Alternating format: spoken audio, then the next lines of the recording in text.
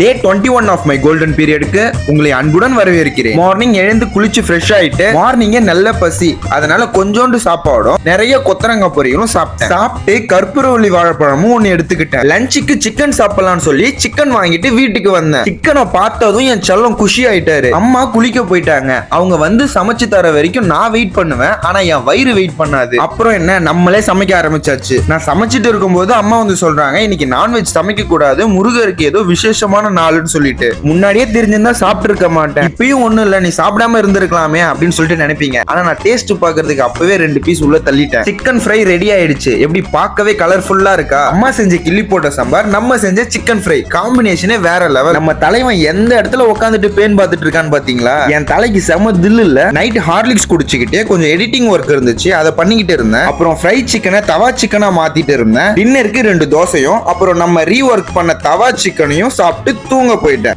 இங்க பாரு, என் ஃபேஸ் இவ்வளவு டல்லா இருக்கு. எப்ப பாரு எதையாவது நினைச்சு ஃபீல் பண்ணிட்டு இருக்க. உனக்கு எதுவும் வரல, எதுவும் தெரியலன்னு சொல்லிட்டு நீயா தான் சொல்லிட்டு இருக்க. உனக்கு எதுல இன்ட்ரெஸ்ட் இருக்கோ அதை ஃபர்ஸ்ட் ட்ரை பண்ணு. தோத்துட்டா என்ன ஆகும்னு யோசிச்சுட்டு இருக்காத. முதல்ல முயற்சி பண்ணு. உன் கூட நான் இருக்கேன், தைரியமா ட்ரை பண்ணு. எதுவானாலும் பாத்துக்கலாம்.